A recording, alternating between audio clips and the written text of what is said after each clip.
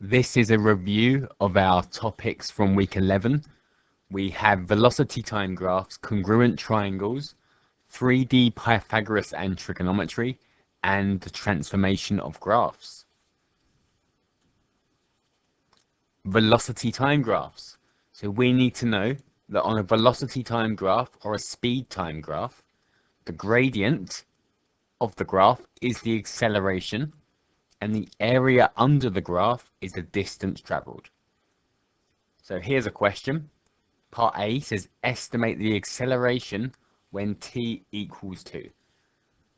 So it's not a straight line, so we need to estimate by drawing a tangent. So we want a tangent, a line that just touches the graph at t equals 2.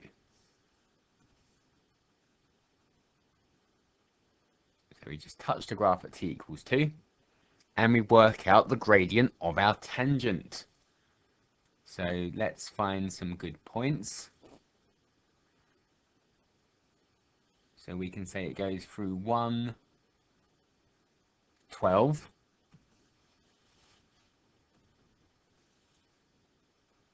and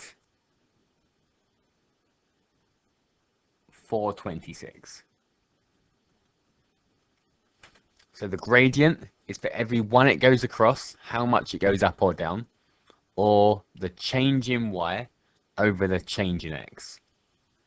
So the change in y, the change in the speed, is 26 minus 12. And the change in the x, the change in time, is 4 minus 1.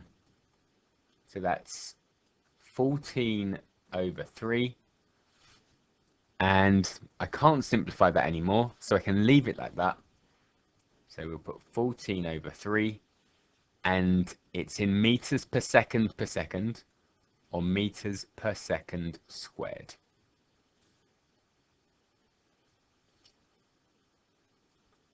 Part B says estimate the distance travelled. Use 4 strips of equal width. So we're cutting the area under the graph up into 4 shapes. So we're going to have a triangle,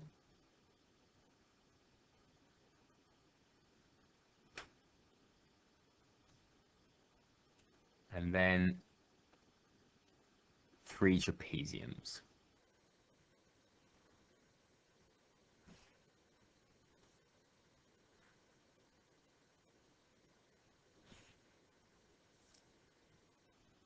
So the area of a triangle is half times base times height.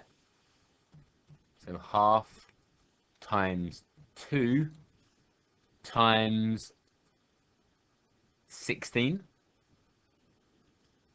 Half times 2 is 1. 1/16 is 16. The area of a trapezium is half the sum of the parallel sides. So half of 16 plus 24 times the distance between them, which is 2. The half and the 2 are going to cancel out. So it's 16 plus 24, which is 40.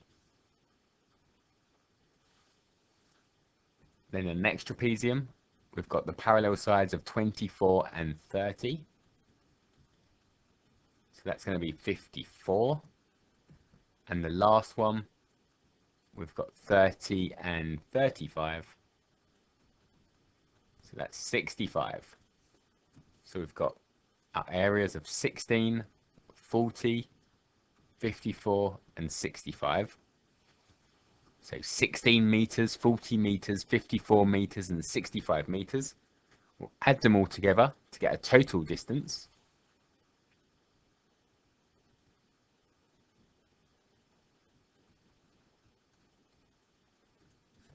So 6 plus 4 plus 5 is 15. 6 plus 5 plus 4 is 15, plus another 2, 17. So we've got 175 meters.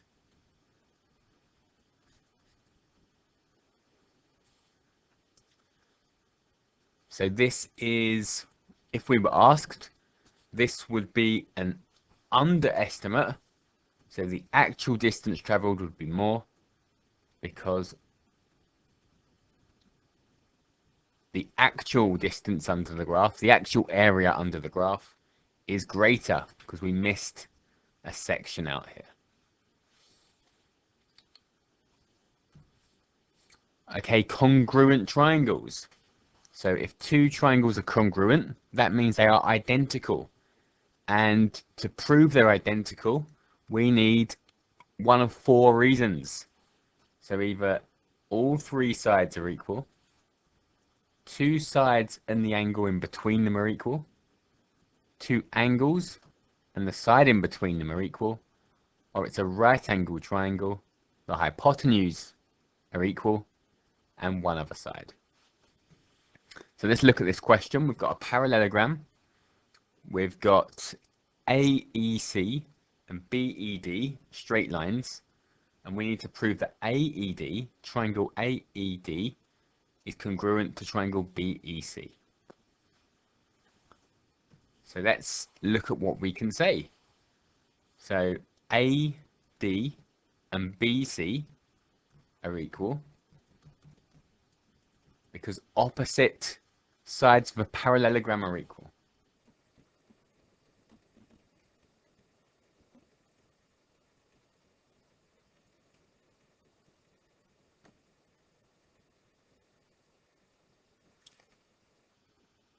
We can also say we've got alternate angles here. So this angle, DAE, and this angle, ECB, are alternate angles. Alternate angles are equal. So DAE, angle DAE, is equal to angle BCE because alternate angles are equal.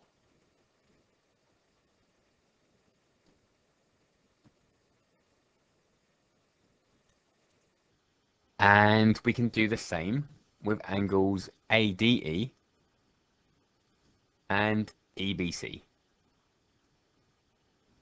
So ADE, angle ADE, is equal to angle CBE, and again that's because alternate angles are equal.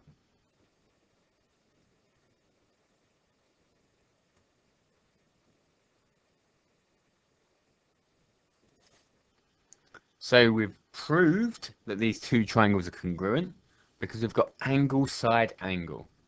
So we've got angle side angle. Therefore, the two triangles are congruent.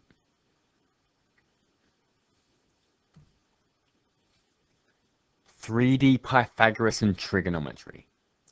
So we've got ABCDEF, which is a triangular prism, and we're told angle BEC, B to E to C, is 40 degrees. So we've got a right angle here, which we probably should have said. M is the midpoint of FE, so the middle of FE is M. Find the sides of angle BMC. So B to M to C. So we've got another right angle triangle here.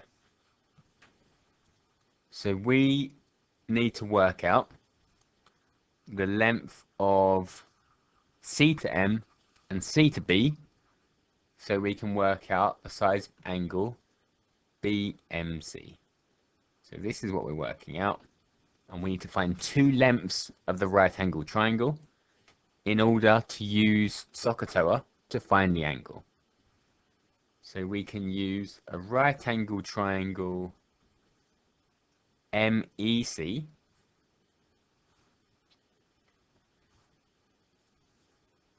so we can say MEC is a right angle triangle. E to C is 10 centimeters. M to E, M is a midpoint, so it must be half of F to E, so 6 centimeters. So we can use Pythagoras to find the hypotenuse of this triangle, M to C. So Pythagoras says a squared plus b squared equals c squared. So in this case, 6 squared plus 10 squared equals the hypotenuse squared. So 6 squared is 36, 10 squared is 100. So 136 is h squared. So the hypotenuse would be the square root of 136. I'm going to leave it like that for now. So now we know M to C is square root 136. And we can use another right angle triangle to find BC.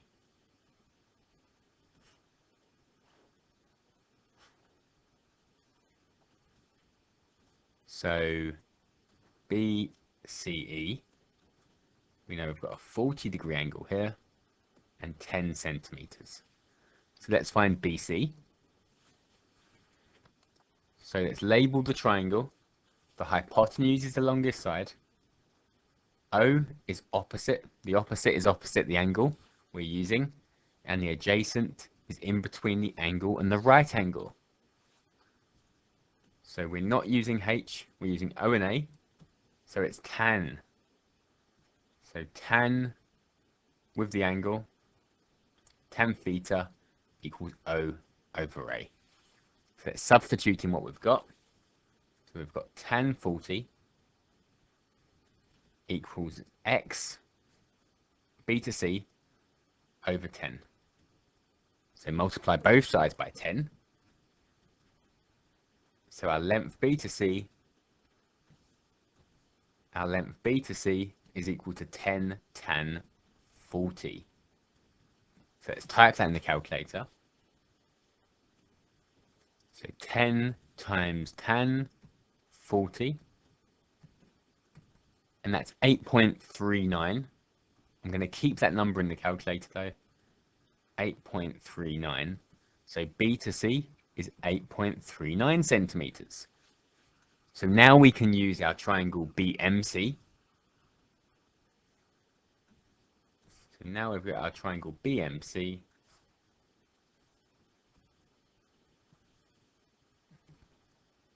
So this is our unknown angle, the angle M. BC is 8.39.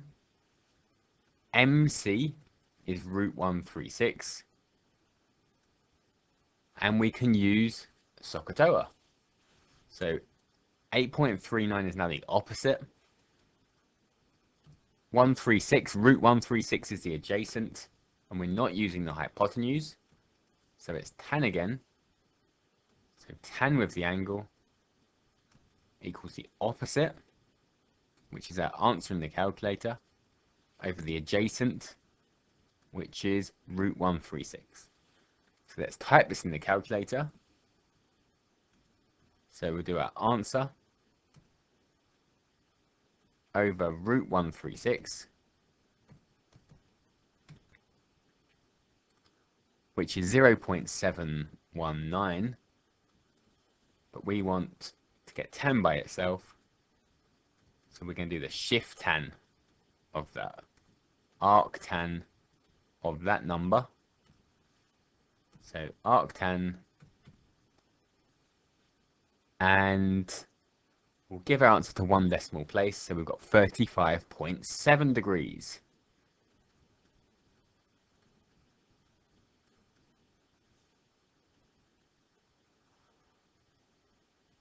And we've got transforming graphs.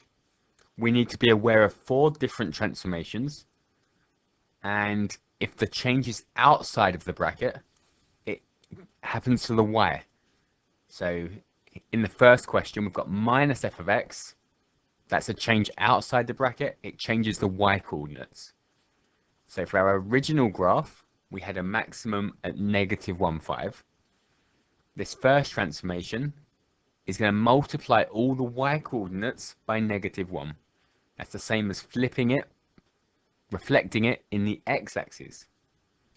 So if I multiply the y coordinate by -1, the x coordinate stays the same, and the y coordinate would become -5. Our second graph, the changes inside the bracket, that means it changes the x values. So the y coordinate's going to stay the same. And it says +2, but when it's inside the bracket, it does the opposite. So it actually shifts the graph 2 spaces to the left. We take 2 away from the x coordinate. So -1 take away 2 is -3. Part C, we've got a change inside the bracket, and it's multiplying the x, the input, by -1. So this changes the x coordinates, and it multiplies them all by -1. So we had -1, 5. The y coordinate's going to stay the same, and we're going to multiply the x coordinate by -1, so it will become 1. This is the same as reflecting the graph in the y-axis. And the last one, the change is outside the bracket, so it's changing the y coordinates, and it's saying take away 4. We're taking away 4 from all of the y coordinates. So we were at -1, 5. We're going down 4. That's -1, 1. In question 2, we're doing 2 transformations. One transformation to the x coordinates and one to the y coordinates. So our minimum point was at 3, -2. For the x coordinates, that's the change inside the bracket. It says -4. We do the opposite. So we're plussing 4 to our x coordinate. So 3 + 4 is 7.